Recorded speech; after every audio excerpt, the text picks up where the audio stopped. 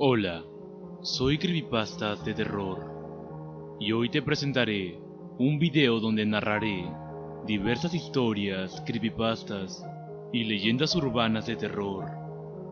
Empecemos.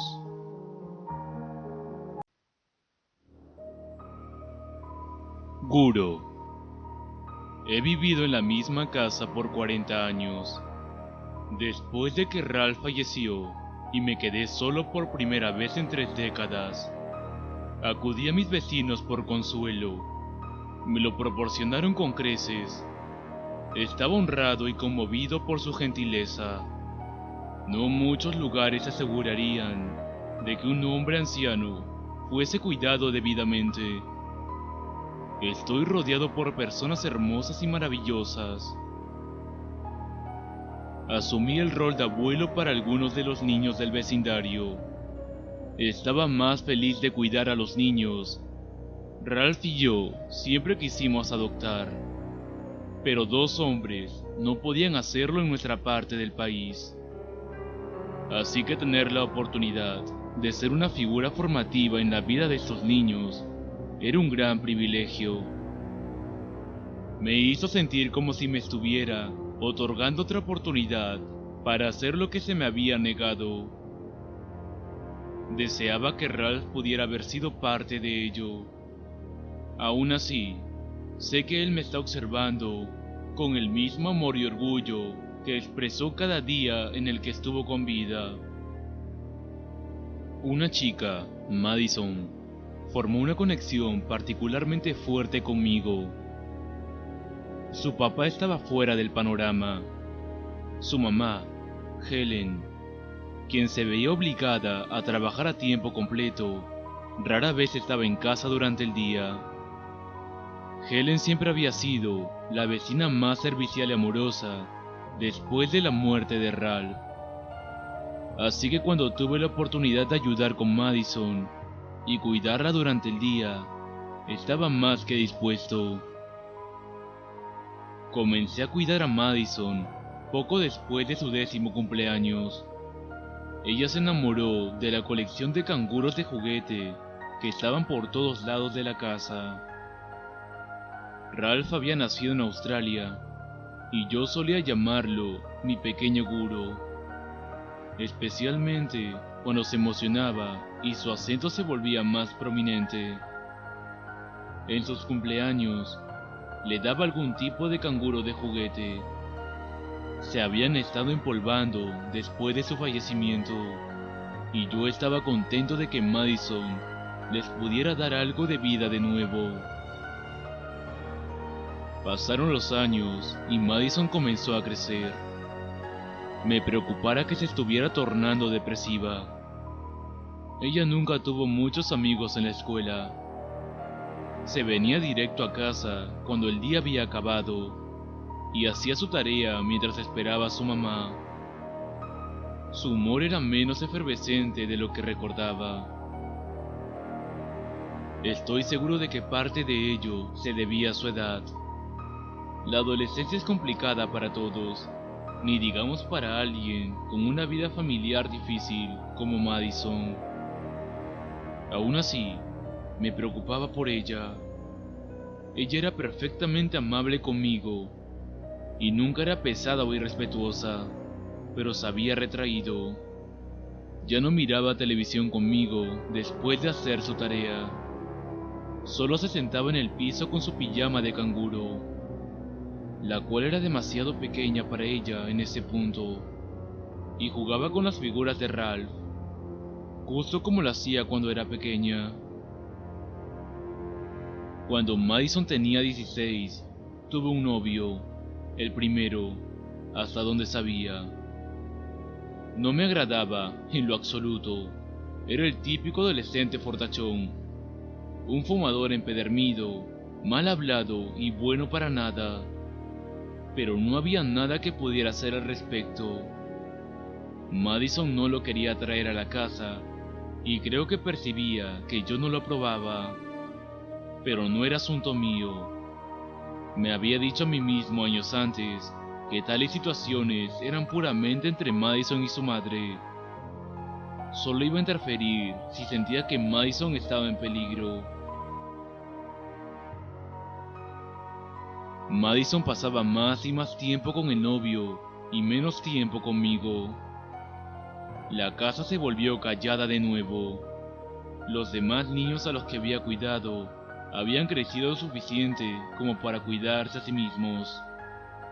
Sus padres me visitaban cada tanto para tomar café, pero mis interacciones generales de persona a persona eran mucho menores de las que había disfrutado anteriormente. Me sentía solo. Una noche, Helen me visitó alarmada. Aparentemente, Madison había admitido que estaba consumiendo drogas. Helen no tenía idea de qué tipo, pero estaba aterrorizada por la seguridad de su hija. Traté de tranquilizarla con que debía haber algo que la escuela pudiera hacer, pero fue entonces cuando me contó la otra mitad de la historia. Madison estaba embarazada. Esto me inundó. Había visto a Madison alrededor del pueblo en el transcurso de los últimos meses y había notado que ganó un poco de peso, pero nunca se me ocurrió que podría estar embarazada. Ahora su consumo de drogas era todavía más preocupante. Tratamos de idear un plan juntos, y el único punto en el que pudimos estar de acuerdo era en el que la escuela tenía que saber. A pesar de que el sistema educativo local no era el mejor, tenían que tener recursos dedicados a problemas como este. Pero la escuela no hizo nada. La conducta imprudente de Madison continuó. Helen estaba demasiado aterrorizada como para llamar a las autoridades, porque temía que Madison fuera puesta en un orfanato. Yo también no tenía idea de qué hacer. Pasó el tiempo y, en las raras ocasiones en las que veía a Madison en el pueblo, ella se andaba tambaleando borracha con su novio idiota. Su vientre protuberante era una obscenidad en contra del trasfondo de su intoxicación. Una tarde de febrero, estaba saliendo del supermercado cuando Madison me divisó desde el estacionamiento. No estaba con su novio, afortunadamente. Se aceleró hacia mí y me dio un gran abrazo. No parecía que estaba ebria, pero tenía que haber consumido algo. Sus pupilas estaban dilatadas y hablaba con dificultad mientras me decía lo mucho que me extrañaba. Luego me preguntó si podía llegar más tarde para ver a los canguros. Le dije que eso sería maravilloso y que yo también la extrañaba. En algún momento, alrededor de las 7, Madison llegó. La escolté velozmente. La temperatura de afuera estaba bajo cero y ella se veía enferma. Podía notar que estaba drogada. Entró sin decir hola y se fue a la manta en donde yacían los canguros. Les habló con una voz infantil y melodiosa. Cuando tenía 8 años, pensé que ese tipo de cosas eran adorables. Sin embargo, ahora que sabía que estaba bajo la influencia de algo que no solo era venenoso para ella, sino también para el bebé, era mucho menos adorable. Caminé hacia ella y le pregunté si podía tomar su abrigo y si quería un poco de té y pastel de chocolate. No me contestó. Solo le seguía hablando a los canguros. Suspiré y me senté en el sofá, esperando a que ella se espabilara y me hablara, o se fuera y ojalá llegara a casa con su mamá. Madison recorrió la línea de los canguros de juguete en el mantel, diciéndoles "te amo" a cada uno. Luego caminó de regreso haciendo lo mismo en reversa. Al final, me dirigió la mirada. «A ti también te amo, Michael», murmuró con admiración, y una sonrisa delgada rajó su semblante pálido.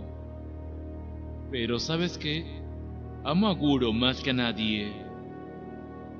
Madison dejó caer su abrigo pesado en el piso y grité.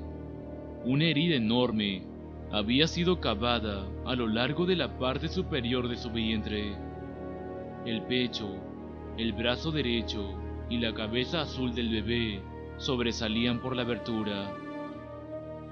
Mira al pequeño Guro, dijo débilmente. ¡Qué buen Gurito! Madison trató de saltar hacia mí, imitando a un canguro. El brazo y la cabeza frágiles del infante se sacudían de atrás hacia adelante con el movimiento. Dulce Gurito, tan cálido y seguro en su bolsa.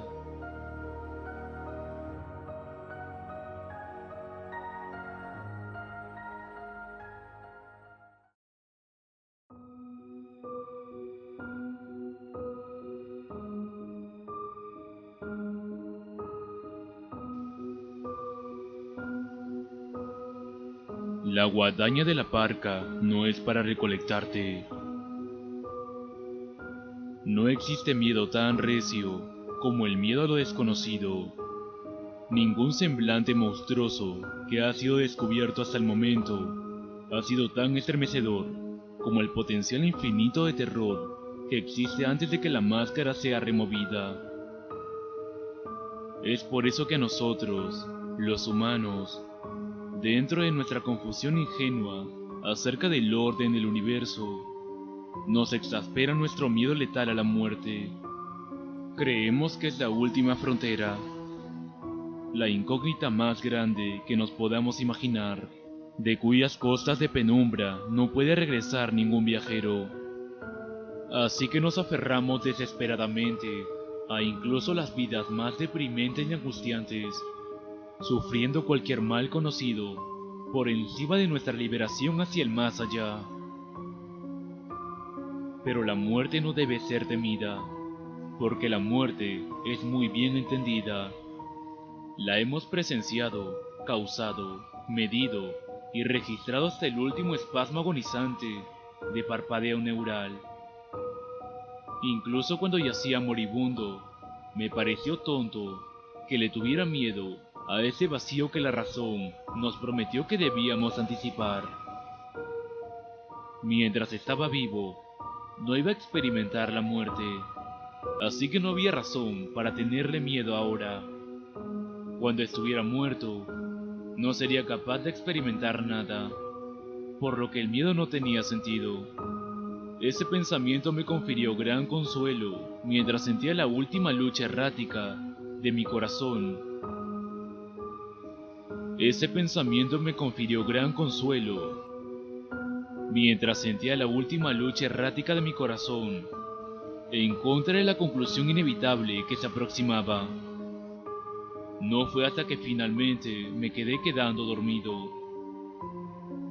No fue hasta que finalmente me estaba quedando dormido que una última duda intrusiva burbujeó en mi cerebro. ¿Qué tal si no es la muerte la cual debe ser temida? ¿Qué tal si es lo que yace más allá?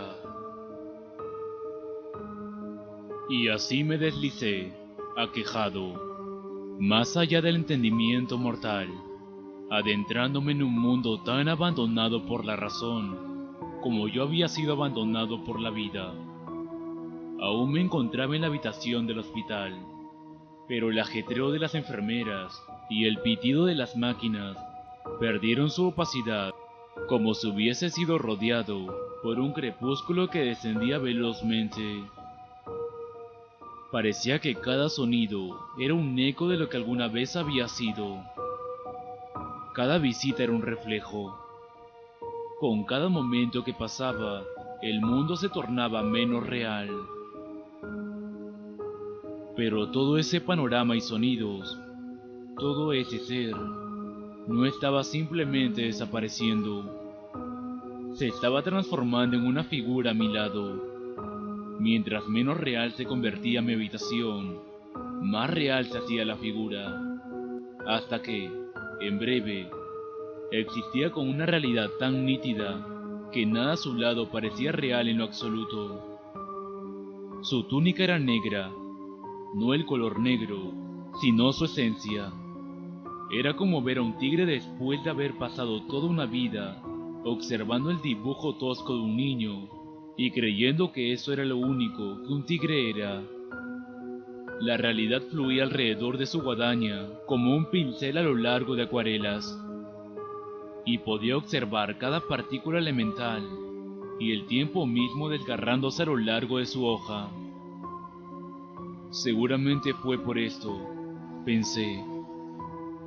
Fue por esto que se nos instruyó, sin palabras, que le tuviéramos miedo a la muerte. Me aferré a mi sábana de hospital para retraerme de la intensidad de la presencia de la parca, pero el algodón que solía ser suave, ahora fluía por mis manos como una niebla translúcida. Supe en ese momento que nada me podría ocultar del agarre del espectro, pues él era la única cosa real en ese mundo. Llegas tarde. No fueron palabras.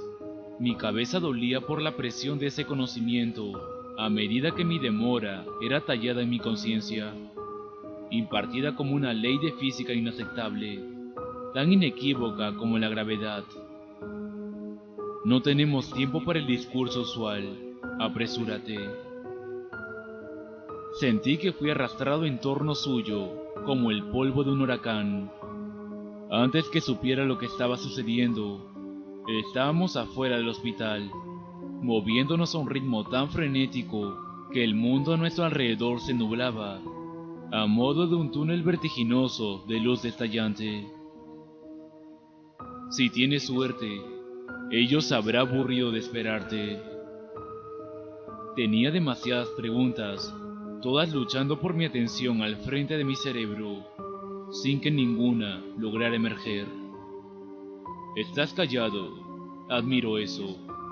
Usualmente, las personas preguntan demasiado. ¿Cuál es el punto?, inquirí. Mi voz se sintió sosa y muerta en comparación a su sustancia sobrecogedora. ¿Cómo puedo tratar de comprender algo que está tan lejos del conocimiento mortal? No puedes, pero aún así, es naturaleza humana preguntar.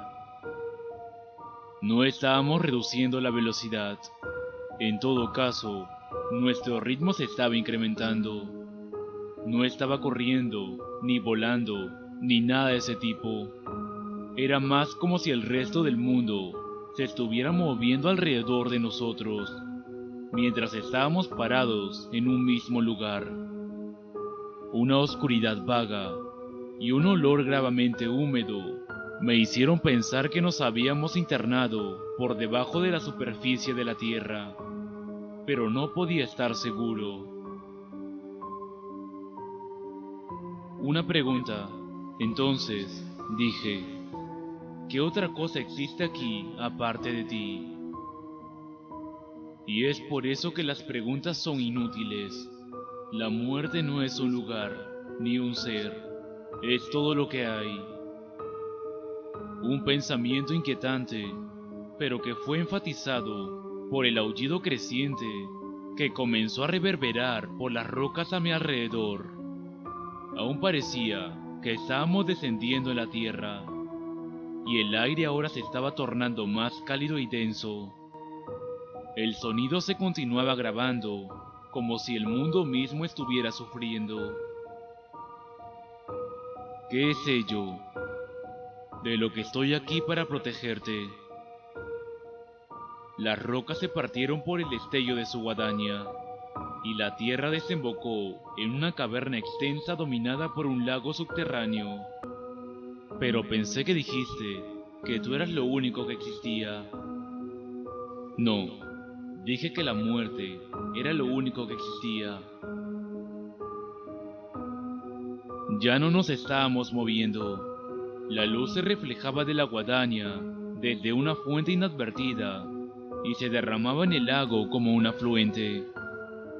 Una vez adentro, la luz no se dividía ni se disipaba. pero se arremolinaba y bailaba como aceite luminiscente. Creí que tú eras la muerte. La muerte no es un ser. La luz estaba tomando vida propia dentro del agua. La quietud de la superficie comenzó a rotar excesivamente por la energía enigmática. Solo le tomó a mi mente desperdigada un momento para darse cuenta de que yo era la energía que estaba fluyendo hacia el lago. Aún me sentía enmarañado con la figura, pero ahora yo existía como un rayo de luz que estaba hirviendo dentro del agua. Sabía que no lo entendería, pero eso no me impidió que me sintiera frustrado. Si la muerte era lo único que existía, entonces ¿qué era ello? ¿Qué era lo que me estaba esperando? El agua se comprimió a mi alrededor y yo ya no podía hablar, aunque aún podía respirar de alguna forma.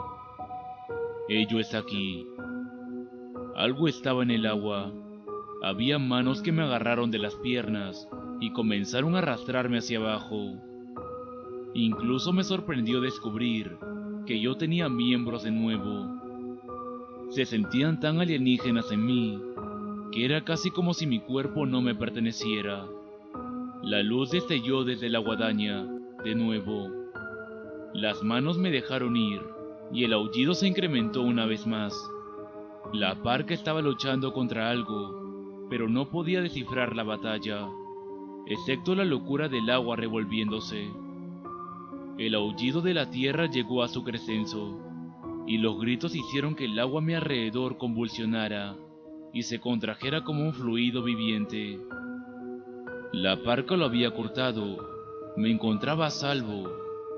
Comencé a explorar mi nuevo cuerpo, pero cuando pensé que estaba empezando a ganar control, las manos me cogieron de nuevo. Me tambaleé hacia abajo, luchando en vano en contra del agarre implacable. ¿Qué es lo que está aquí? Traté de gritar ante el líquido sofocante. ¿Qué está sucediendo? Pero ya no podía sentir la presencia de la parca. El calor era inaguantable, pero las profundidades gélidas, hacia las que las manos me estaban arrastrando, eran aún peor. Me volví consciente de una luz cegadora en el fondo del lago, y, a pesar de que reñí, las manos me arrastraron inexorablemente. Lo siento, no pude derrotar a ello. Ahora parecía estar viniendo desde muy lejos. Lo intentaremos de nuevo la próxima vez. La presión, el calor, el ruido, las manos arrastrándome hacia la luz cegadora. Cerré mis ojos y grité. Ahora me había liberado del agua, pero solo seguía gritando. No podía soportar ver a ello. Fuera lo que fuera, eso que me había raptado. Fuera lo que fuera, eso que era la muerte, pero que no lo era. Fuera lo que fuera, eso que incluso la parca no pudo derrotar. Luego se pronunciaron palabras reales, humanas, que provenían de una boca humana real. Mis sentidos estaban tan turbados que no les pude hallar sentido, pero supongo que eran algo como esto: felicidades, es un varón saludable. La mayoría de las personas no pueden recordar el día en el que murieron o el día en el que nacieron. Resulta que yo puedo recordar los dos, y sé que son lo mismo.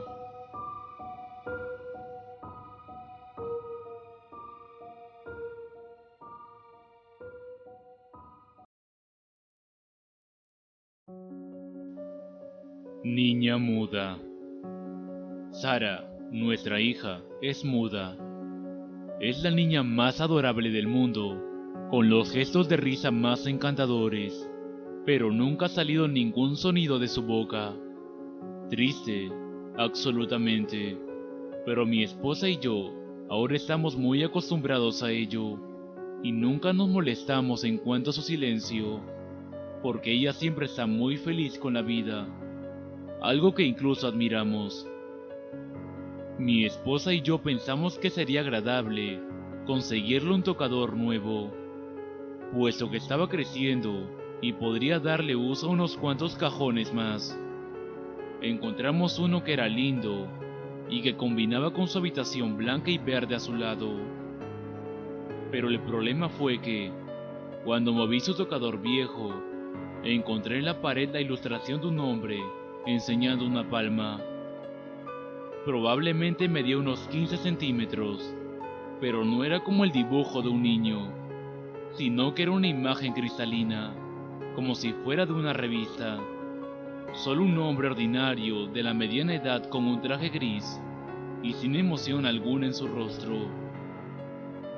No recordaba haberlo visto antes, pero el servicio de mudanza había colocado originalmente el tocador en la habitación cuando nos mudamos.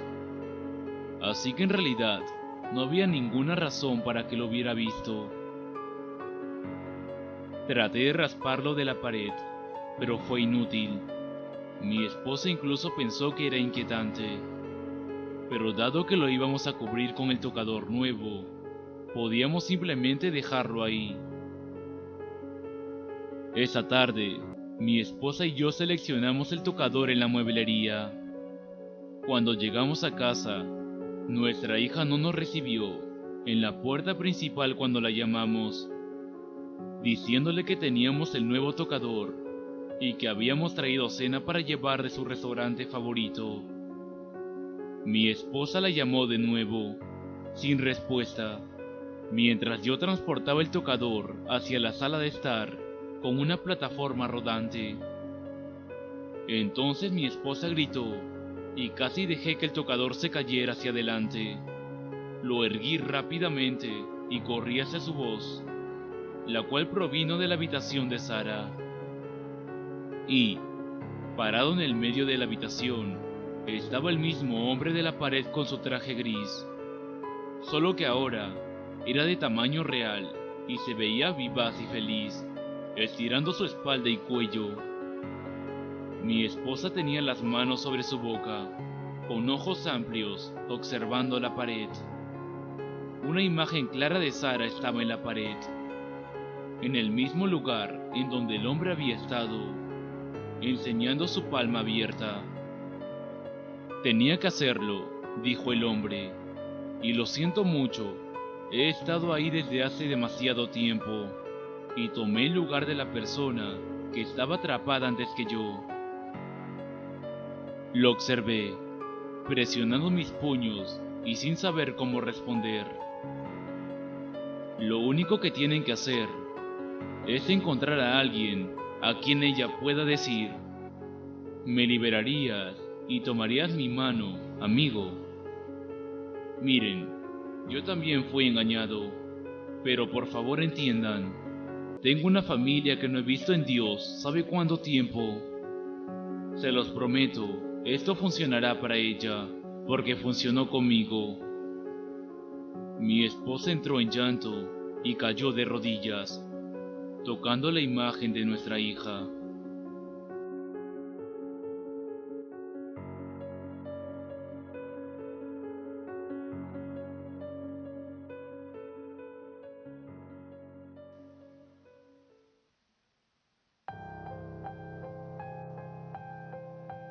Fotografía de anuario. Amo hacer recados con mi papá. Siempre es muy divertido. Soy su niñita, después de todo. Bueno, ya no estoy tan pequeña. Ahora voy a último año de secundaria. Siempre apreciaré todo lo que él ha hecho por mí.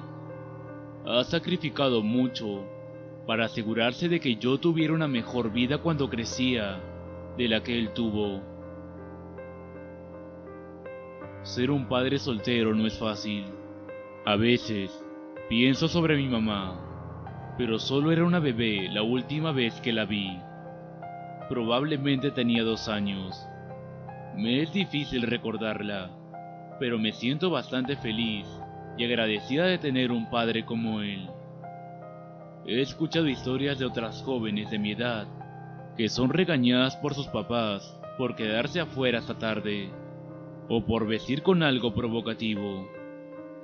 Me alegro de que yo no me tenga que preocupar por eso.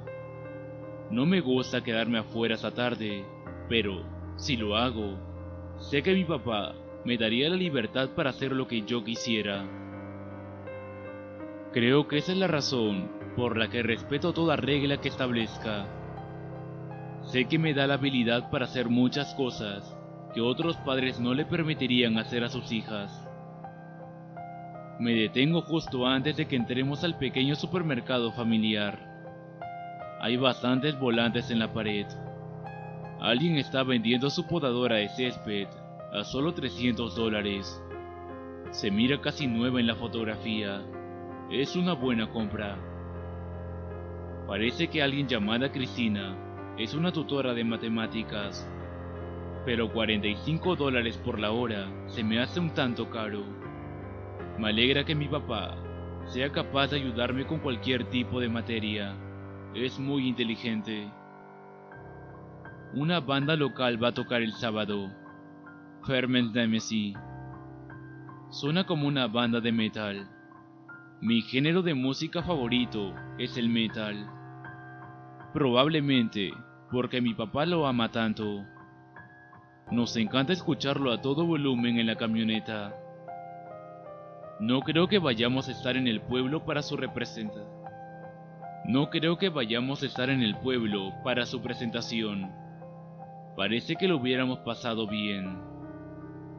Luego, un tipo de volante diferente captura mi mirada. La fotografía de una chica, Eddie Sky, nacida el 15 de agosto de 1998, de cabello rubio y ojos azules. ¿Qué es esto? Su fotografía de anuario. Una persona desaparecida. A medida que caminamos dentro de la tienda, mi papá me pregunta: ¿todo bien, pastelito? Papá, ¿qué hace mi fotografía de bebé en este volante? ¿Qué es esta fotografía que está a su lado? Ah, es un programa de envejecimiento facial. Así es como pensaron que te ibas a ver cuando estuvieras grande. Vaya, se han desviado muchísimo, digo a través de una risita, justo antes de inclinarme y darle un gran beso a mi papá, como lo hago antes de que hagamos cada recado. Desenfundo mi pistola y grito: muy bien, gente, al sol y nadie muere. Cariño, ¿cuál es una de mis reglas?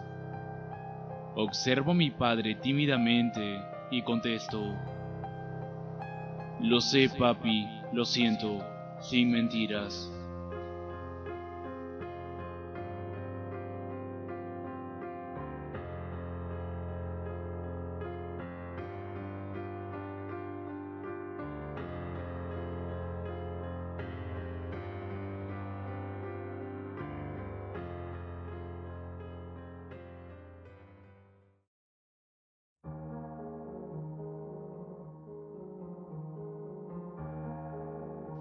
Y bueno, esto ha sido todo.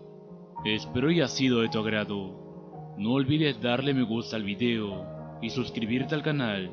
Nos vemos.